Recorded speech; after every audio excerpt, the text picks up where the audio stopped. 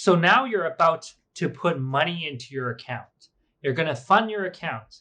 And in this video, we're going to talk about the 3 mistakes you should avoid when you are funding your investing account. This is actually a very exciting activity. I still remember when I first funding my account, I was very happy. I have a lot of great expectation to grow my portfolio, and I was very excited. So I'm sure you are the same way. And I just want to give you a couple of pointers when you fund your account so then you can avoid the same mistakes that I did. So the first one is don't use money you don't have. Now it's very straightforward, but I have seen people do it. I have talked to people that have done it and they lost money. So don't invest with money you don't have.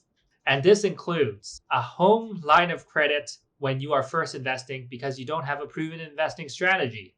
You shouldn't use any credit card debt to fund your account because the interest rate is crazy high, like 30% per month or per year. There's no way you're going to make that back from investing.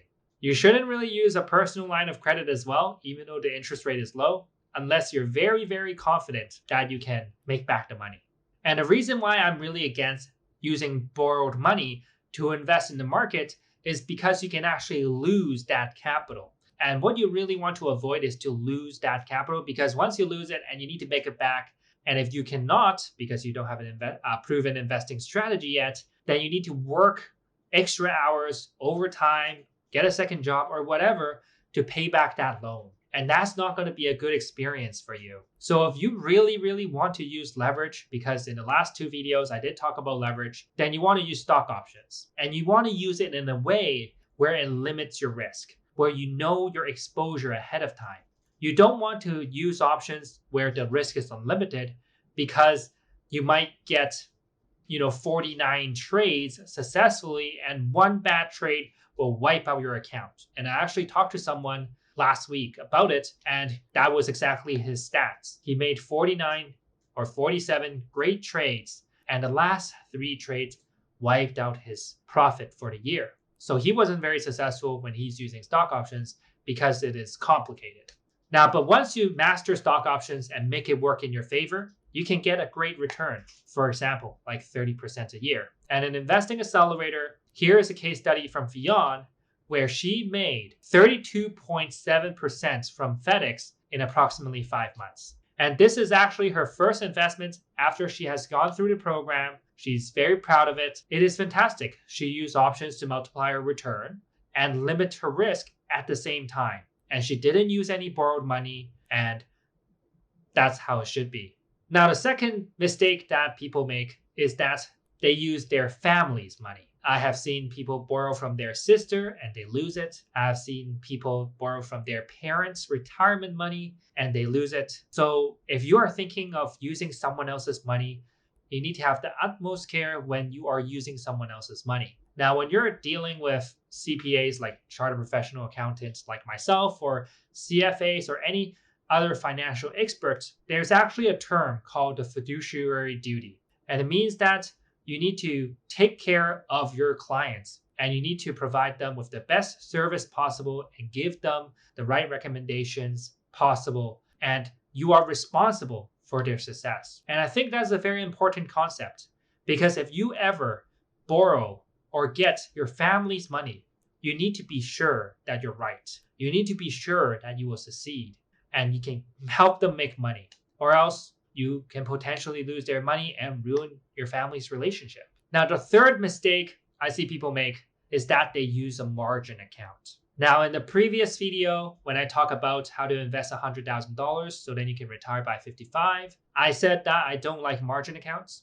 I have a margin account, but I don't use any margin within it. And the reason is because there's something called a margin call. If you have used margin, you probably know what a margin call is. And if you have experienced a margin call, you know how horrible that feeling is. And a margin call is when you are borrowing money from your broker to invest in the market. You can actually borrow more than what you have, obviously, but you need to commit a minimum deposit amount. And that means your portfolio cannot dip below a certain figure. So let's say you have $10 and you borrow $10. So you have $20. So your portfolio might not be able to dip below $5. And if your portfolio suddenly dipped below $5, even for 1 single second, the broker can call on your loan which is your margin, and they can force to sell your holdings immediately without your consent. And that is really the downside of a margin account. So I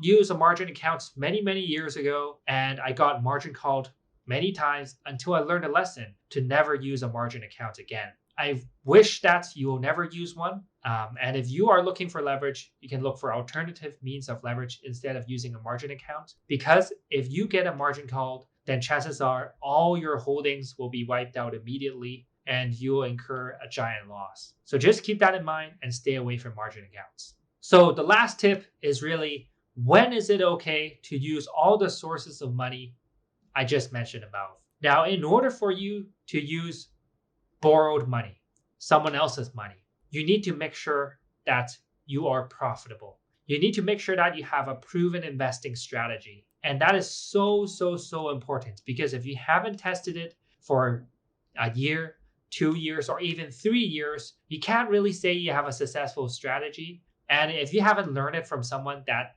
can make that kind of return, then you can't really say you have a successful strategy. So you shouldn't put other people's money at risk. Because imagine if you are making $50 an hour, $40 an hour, $30 an hour, you have $10,000. And you gave it to a friend or a family you trust because that person is going to invest for you, and he just lost it in half a year. That's a lot of hours wasted for this person. That person needs to make it back. That's probably going to ruin your friendship or your family relationship. So you will be responsible for that. So make sure you are comfortable, you're confident when you're dealing with other people's money. And if you want to learn more about investing and how I invest in the market, so then I target 30% return a year using stock options, then you probably want to click on the first link below and register. So I don't use any margin account because I don't like margin. I use stock options to multiply my return, which is quite an advanced and complicated topic. And when you click on the first link below, you'll find a very detailed webinar where I go through a lot of important investing concepts. And that's really going to open your mind to new investing ideas and how you should think about the market and how you should think about investing as a whole. So I packed a lot of value in there. And if you wish to learn the entire investing strategy step by step, so then you can master it within the next 4 weeks using around 4 hours a week, then you want to join Investing Accelerator. And once you go through the learning phase of the program, then it will take around 1 to 2 hours a week to manage your portfolio. It's fairly passive, because for myself, I take around 1 to 2 hours a week to manage my portfolio, and I do my full-time job, so on and so forth. So you don't need to put in that much time when it comes to investing, as long as you know what you're doing. Because what's important for you is to avoid the mistakes that you can make, then you'll be making a better decision. So that's pretty much it. For the next video, I'm planning to talk about what to expect in 2021 when it is after the election, and how you should invest. What are the 2 possible scenarios that you should pay attention to and be prepared for? So I'll see you in the next video. So thank you for watching, and I hope you enjoyed the video. Please help support me by subscribe, and you can watch the next recommended video here as well. So I'll see you in the next one.